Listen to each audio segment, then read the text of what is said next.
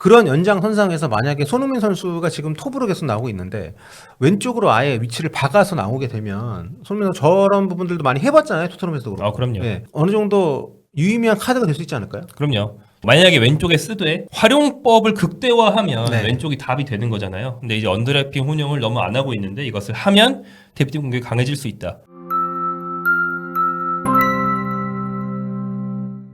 안녕하세요. 볼리TV 세홍입니다. 자, 오늘 김종용 기자와 함께 볼리TV 전술 트렌드 분석에 관해서 얘기를 나눠보도록 하겠습니다. 축구 팬들에게는 뭐 믿고 보는 전문 매체죠. 애슬레틱에서 전술 트렌드 관련 컬럼이 좀 올라왔는데요. 핵심은 이겁니다. 최근 언더래핑 레프트백이 핵심적인 공격 루트가 되고 있다. 오버래핑이란 말은 다들 뭐 너무 익숙하게 쓰고 있는데 그래도 이 개념에 대해서 한번 정리를 하고 넘어가죠. 오버랩은 많이 아실 거예요. 오버래핑 하면 이제 풀백의 공격 가담을 흔히 이제 생각하실 텐데 풀백이 윙어의 바깥쪽으로 돌아 나가면서 네. 앞으로 쫙 올라갈 때 이걸 오버랩이라고 많이 했고 그러니까 터치라인 따라가지고 오르내리는 거라고 보시면 되고 올드 팬들한테는 변병주 김판근 이렇게 변병주 하시면 김판근. 네, 네. 확실하게 아실 수 있는 그런 움직임이죠. 제 세대는 이제 베컴 네빌. 베컴이 공 잡고 이제 상대 풀백 잡아놓고 있으면 네빌이 바깥으로 돌아 뛰면서 네. 베컴이 빼준 패스 받아서 크로스 요거거든요. 요게 이제 오버랩입니다. 근데 사실은 예전에는 이렇게 밖으로 들어가나 안으로 침투하나 공격 가담 하면 다 오버랩이라고 했어요. 그렇죠. 근데 네. 이제 용어를 세분화하려고 언더랩이라는 말을 만들었습니다. 윙어가 측면에서 공을 잡고 있으면 그 바깥쪽이 아니라 안쪽으로 파고드는, 그러니까 윙어보다 바깥이 아니고 윙어보다 안으로 파고드는 풀백의 움직임을 이제 언더랩이라고 하는데, 물론 대각선으로 올라가기만 하면 다른 포지션 선수도 언더랩을 했다라고 말을 할 수 있지만 보통 출발 지점이 측면으로 넓게 벌렸으면서 뒤쪽이다가 대각선으로 안으로 파고든다? 이거는 대부분 풀백이 하는 움직임이다 네. 보니까 풀백한테만 쓰는 말이라고 보셔도 상관없겠고요. 네, 앞뒤로 이제 윙어하고 풀백이 볼을 주고받을 때 과거 오버랩의 개념은 그 윙어가 볼을 잡고 있을 때 풀백이 뒤로 들어갔다면은 지금 이제 언더랩의 개념은 앞으로 들어간다라고 네. 생각을 하시면 조금 더 단순화시켜서 좀 이해하실 수 있을 것 등 같고요. 뒤냐 아니면 눈앞이냐 이런 네. 차이고 이게 데이터 업체들이 이런 개념을 많이 발전시킵니다. 왜냐하면 그 뭐 트래킹 데이터 같은 걸 수집한 다음에 오버랩 몇 회, 언더랩 몇 회 네. 이런 식으로 수집을 하려면 용어를 만들어서 항목을 나눌 수밖에 없거든요. 이 애슬레틱의 칼럼도 스킬 코너라는 데이터 업체의 언더랩 전의를 인용했어요. 측면이나 하프 스페이스로 뛰어드는 플레이 중에서 공을 가진 선수보다 뒤에서 시작해 더 앞이면서 더 안쪽에서 끝나는 움직임이다. 저희 볼리TV 시청자분들한테 좀 쉽게 설명을 해드리면 토트넘 시절에 손흥민과 우도기 움직임이라고 그쵸. 보시면 됩니다. 그 전에 이제 페리시치 같은 경우는 오버랩을 많이 한 선수고, 바깥으로. 네, 이제 우도기는 확실하게 언더랩을 많이 한 선수이기 때문에 이렇게 이제 비교를 하시면 좀 더 이해가 쉽지 않을까 생각이 되고요.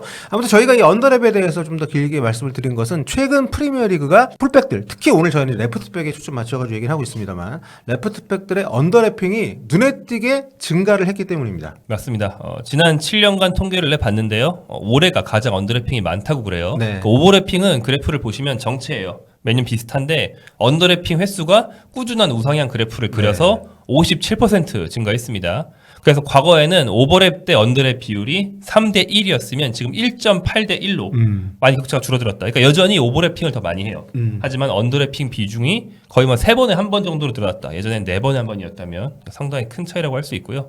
대표적으로 언더래핑이 늘어나기만 한 게 아니고 효과가 있다는 걸 보여주는 먼저 파리 생제르맹의 레프트백 누노 멘데스가 이 언더래핑 움직임의 달인인데 발롱도르에서 10위를 했어요. 네. 이게 카를로스, 호베르투 카를로스 이후 레프트백의 최고 순위다. 그래서 레프트백은 한동안 이런 발롱도르 같은 투표에서는 굉장히 소외되어 있는, 원래 풀백 잘 안 주잖아요. 그쵸. 10위까지라도 올라간 게 카를로스 이후 처음일 정도로 굉장히 언더래핑 움직임이 호평을 받는데 많이 기여를 했고, 예를 들어서 플런의 앤토니 로빈슨, 미국 선수죠. 이 선수가 지난 시즌 10도움을 했어요. 네. 도움 10개, 풀백으로서 굉장히 많은 거고, 풀럼 추억의 선수 말브랑크 이후에 처음 10도움이라고 하는데 이런 프랑크면 언제 쪽이야? 진짜 옛날이죠. 네, 네. 네. 굉장히 언더래핑이 효과적이었다 보여주는 것이고, 본머스에 있을 때 케르케스, 네. 이번 시즌 리버풀에서 헤매는 케르케스 말고 지난 시즌 본머스 케르케스도 이 언더랩을 굉장히 잘해서 2골 5도움을 기록하고 결국 리버풀로 갔죠. 네, 이라울러 감독이 정말 잘 썼던 네. 케르케스. 그리고 이번 시즌에는 뭐 아스널은 좌우 풀백이 다 잘하긴 하는데 네. 리카르도 칼라피오리 이탈리아의 센터백 출신 풀백이 부상을 털고 레프트백 자리에서 센터백 출신인데도 불구하고 네. 스피드도 좋고 전방 침투도 엄청 많이 하고 언더래핑을 굉장히 많이 하고 있습니다. 그렇습니다. 자, 풀백 그리고 안쪽으로 들어와? 이러면 보통 우리가 이제 인버티드 풀백이라는 용어를 한동안 많이 썼는데 그러면 뭐 바뀐 건가? 같은 건가? 약간 이렇게 헷갈릴 수 있거든요. 근데 개념이 조금 다르잖아요. 그렇죠. 인버티드 풀백이란 말을 쓴 지가 한 10년 됐어요. 네. 근데 인버티드 풀백이랑 언더래핑은 뭐가 다르다가 아니고 인버티드 풀백이라는 거는 위치를 안쪽으로 잡는다. 이런 위치의 개념이고 언더래핑은 파고드는 방향이 안쪽이다라는 움직임 방향의 개념이기 때문에 공존할 수도 있는 거죠.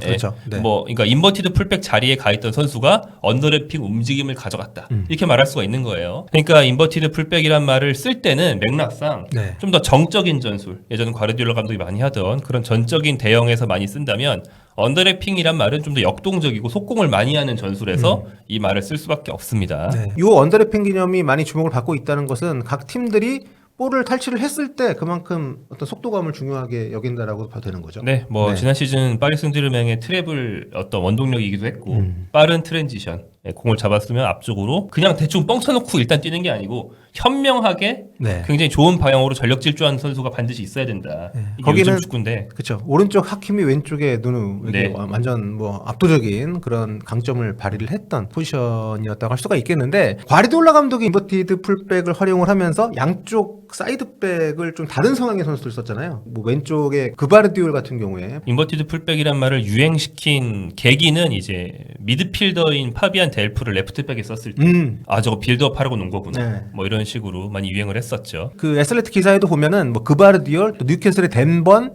그리고 첼시의 콜윌, 아스날의 뭐 지금 아스날 떠났지만 토미아스, 그리고 리버풀 로버트슨이 부상으로 빠졌을 때 고메스가 나온다거나 이런 식의 좀 센터백 성향에 가까운 선수들을 레프트백에 기용하는 케이스들을 언급을 했습니다. 이게 이제 뛰어난 우측 윙어들에 대한 수비를 좀 더 강조하는 차원에서 이렇게 기용을 하고 또 반대쪽에는 오른쪽이 전진을 많이 하니까 불균형한 센터백, 비대칭한 센터백 운영하는 과정에서 이런 기용이 트렌드이던 시절이 있었는데 하이프레싱, 그러니까 공격진들이 높은 위치에서 안 내려가고 압박을 넣기 시작을 하고 또 거기에 대응해서 언더래핑이 좀 이렇게 많이 올라오기 시작한 이 시대에 접어들면서 이른바 러닝형 풀백의 시대가 도래하고 있다. 이렇게 이 기사에서는 좀 강조를 하고 있더라고요. 네, 기동력이 기존보다 더욱더 중요해졌다. 네. 그러니까 기동력이 조금 떨어지는데 공을 잘 찬다든지 네. 이런 선수들은 이제 풀백으로서 메리트가 좀 적다.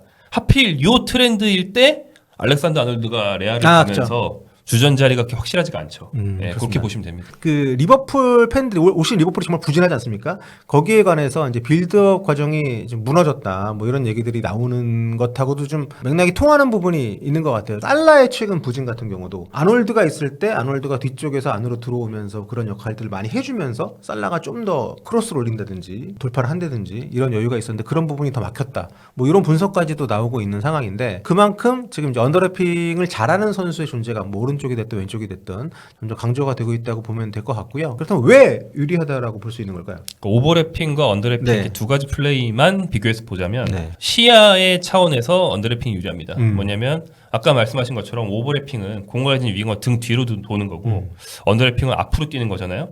그럼 수비수 입장에서 보면요. 상대 풀백의 입장에서 보면 내가 윙어를 보고 있어요.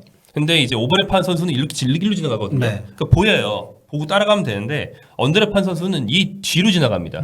그렇기 때문에 누굴 봐야 될지가 헷갈리고 시야 뒤로 누가 사라진단 말이에요. 네. 이 측면에서 일단 굉장히 좀 맞기 어려운 점이 있다. 네. 그래서 이제 풀백과 우리 윙어가 1대1로 대치하고 있는 게 이제 아이솔레이션인데 아이솔레이션 상황 이후에 더 위협적인 연계 플레이를 할 수 있는 게 바깥으로 도는 것보다는 안으로 들어가는 것이다라는 걸 이제 발견한 것이죠. 네. 자, 그렇다면 컬럼도 그렇습니다. 레프트백의 역할 또 어떤 그 흐름 이걸 강조하는 이유가 있다면 이유를 뭘로 봐야 될까요? 그거는 뭐 전술적인 신체적인 네. 필요성이 딱 있다라는 거 보지는 않고요. 왼발잡이가 언더랩을 더 잘한다 뭐 이런 건 아닙니다. 네. 그보다는 현재 프리미어리그 트렌드가 네. 왼발잡이 오른쪽 윙어가 굉장히 에이스인 경우가 많다.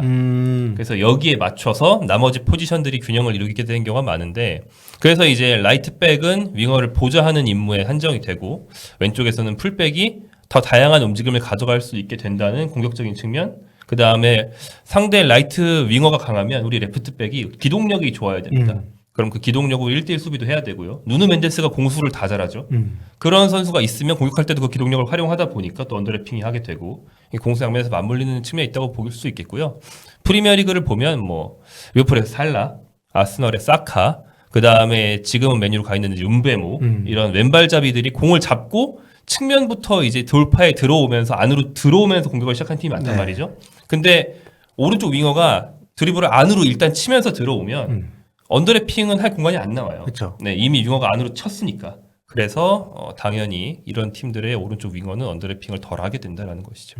오른쪽 풀백은요. 네. 또 세계적으로 봐도 야말 같은 경우도 카테고리에 들어간다라고 볼 수 있을 것 같고. 트렌드가 그렇다는 거고 예를 네. 들어서 뭐 몇 년 전인데 뭐 네이마르, 손흥민 등이 세계 최고의 윙어들이다. 그럼 이들은 오른발잡이 왼쪽 윙어잖아요. 네. 그럼 뭐 트렌드가 달랐겠죠. 이건 요즘 트렌드인 겁니다, 네. 그냥. 한국 선수들 소속팀에 또 이런 경향성이 많이 반영이 되어 있는 것 같아요. 네, 일단 이강인 선수 소속팀 파리 생제르맹은 저희가 좀 입에 침이 마르도록 네. 얘기하고 있습니다. 언더래핑의 왕국이다. 지난 시즌 챔피언스리그 우승 과정에서 16강부터 그 전술이 확립이 돼서 8강부터 본격 가동이 됐단 말이에요. 네. 근데 8강부터 결승까지 5경기인데 그중에 4경기에서 풀백이 골을 넣었어요. 흔치 않은 일이죠. 예. 어시도 아니고 골을 못 넣는 경기가 한 경기밖에 안 돼요. 그 정도로 누누 멘데스와 하키미의 득점 비중이 엄청났다.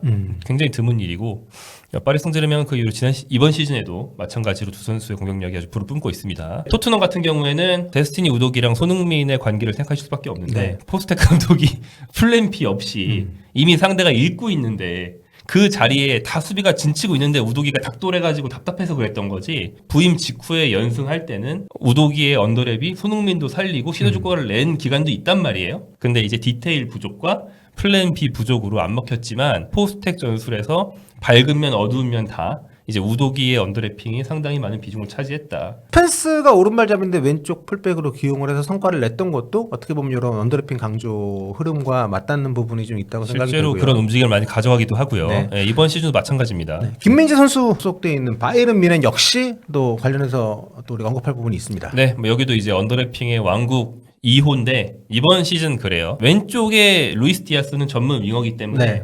아까 말씀드린 것처럼 안쪽으로 막 파고드는 플레이도 물론 하지만 측면으로 딱 벌려서 플레이하는 전문 윙어가 있으면 그 선수가 벌려준 공간을 레프트백에 파고들 수가 있죠. 그래서 언더래핑하기 좋은데 디아스는 원래 그렇게 좋습니다. 네. 근데 오른쪽에 올리세 같은 경우에 왼발잡이 플레이메이커 형의 에이스이기 때문에 아까 말한 살라처럼 언더래핑 공간이 안 나오는 거 아니야 생각할 수 있지만 올리세는 기본적으로 사이드라인에 딱 붙어서 공을 받고 언더랩한 동료가 있으면 패스로 풀어가는 그런 훨씬 패스 선택이 많은 그런 플레이 스타일을 갖고 있어요. 그렇기 때문에 올리세가 있을 때 오른쪽 풀백이 또 언더래핑을 많이 하게 됩니다.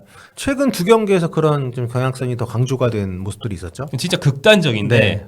라이머랑 게헤이루 2명 남았어요. 네. 그런데 이 상대 윙어 성향에 대처하다 보니까 콤파니 감독이 오른발잡이인 라이머를 레프트백에 놓고 왼발잡이인 게헤이루를 라이트백에 놨어요. 희한한 선택이거든요. 네. 보통 이렇게 안 하죠. 근데 효과를 냈습니다. 두 경기 통틀어서 라이머가 2도움, 게헤이루가 한 골을 기록하면서 이 두 선수가 오른발 왼발이 바뀌었다는 건 문제가 되지 않는다. 왜냐하면 크로스가 아니고 안으로 파고들면서 공격을 하니까 쇼패스는 뭐 발 바꿔도 할 수 있잖아요. 네. 그래서 굉장히 좋은 위력을 발휘했던 딱 지난 일주일 동안의 흐름이 있습니다. 네, 그렇습니다. 자, 근데 이런 흐름들이 어쨌든 우리가 지금 월드컵도 앞두고 있고 우리 대표팀이 4백, 3백 그래서 번갈아 쓰면서 이제 사이드백에 대한 중요성이 강조가 되고 있는 상황인데 우리는 사실 이런 모습들이 그렇게 많이 나오질 않고 있거든요. 우리도 좀 이런 부분들을 좀 활용을 잘 할 수 있지 않을까요? 우리가 이선 자원들이 워낙 또 좋은 팀이기도 하고. 그렇죠. 그러니까 풀백 활용을 잘 하는 팀은 네. 언더래핑을 의무적으로 혼용을 해야 된다. 네. 이렇게 보시면 돼요. 뭐 모든 공을 잡았을 때 모든 포지션에서 매번 언더래핑 한다는 건 아니고 아까도 말씀드렸지만 오버래핑 2대 언더래핑 1 정도의 비율이 트렌드다. 왜냐하면 윙어가 측면에 고립되는 모습을 우리가 너무 자주 봅니다. 아, 그렇죠. 예전에 진짜 오랜 기간 동안 손흥민 선수가 왼쪽에서 고립되는 모습 많이 봤고 요즘에는 오른쪽에 이강인이 또 고립되어 있는 모습 많이 보는데 이 답답함을 깨기 위해서 언더래핑이 해결책이 될 수 있다. 다만 위에서 계속 말한 것처럼 언더랩이란 말은 무엇을 전제로 하는가? 일단 너무 답답하게 지공 상황으로 들어가면은 언더랩이란 말은 성립이 안 돼요. 그렇죠. 트랜지션 상황에서 상대가 자리 잡고 있으면은 뭐. 예. 아직 상대가 자리를 잡지 못했을 때 아직 후다다다다다다 공격이 막 바뀌고 있고 전환되고 있을 때 풀백이나 윙백이 빠르게 안으로 확 질러주면 그쪽으로 패스가 들어갈 수 있어야 된다. 그런 움직임을 하는 윙백이 일단 필요하고 그걸로 패스가 들어갈 수 있으면 굉장히 위협적으로 훨씬 빠르게 공격을 마무리할 수 있다는 것이죠. 클린스만 감독 시절도 그렇고 보면 이강인 설용우 조합이 오른쪽에 있을 때 이강인 선수가 오히려 안으로 들어오고 설영호 선수가 오버랩을 올라가는 게 우리의 주된 어떤 공격 전개 작업이었는데 최근에 우리가 오른쪽에 설영호 왼쪽에 이태혁 선수가 나오는데 언더래핑을 그렇게 많이 우리는 쓰지 않는 팀입니다. 근데 활용을 많이 하게 된다면 측면 윙어들의 역할도 좀 더 많이 되살릴 수 있지 않을까. 그런 연장선상에서 만약에 손흥민 선수가 지금 톱으로 계속 나오고 있는데 왼쪽으로 아예 위치를 박아서 나오게 되면 손흥민 선수 저런 부분들도 많이 해봤잖아요. 토트넘에서도 그렇고. 그럼요. 네. 어느 정도 유의미한 카드가 될 수 있지 않을까요? 그럼요. 손흥민 선수가 지금 톱과 왼쪽 중에서 고정이 안 돼 있고 경기 네. 중 계속 바꿔가면서 쓰는데 만약에 왼쪽에 쓰되 활용법을 극대화하면 네. 왼쪽이 답이 되는 거잖아요. 근데 이제 언더래핑 혼용을 너무 안 하고 있는데 이것을 하면 대표팀 공격이 강해질 수 있다. 이태석 선수 같은 경우에 좋은 타이밍에 언더래핑을 많이 해주면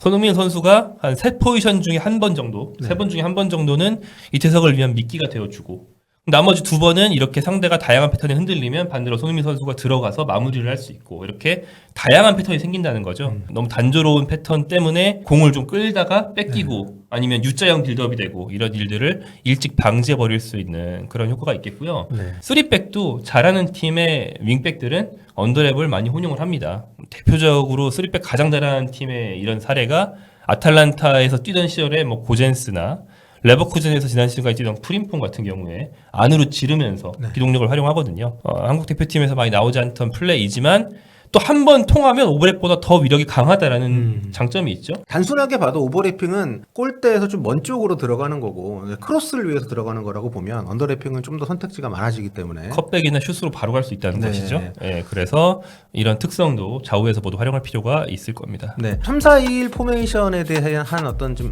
믿음이나 자신감 계획이 선 것 같습니다. 지금 홍명보의 경기를 치르는 방식들을 보면 그런데 그런 어떤 세부적인 운영 방식에 있어서 그냥 단순화된 부분들이 좀 있기 때문에 저희가 이제 언더래핑에 관해서 언급하는 와중에 대표팀까지 한번 엮어서 말씀을 좀 드려봤습니다. 네, 다음 시간에 또 김정용 기자와 함께 다른 전술 얘기 들고 오도록 하겠습니다.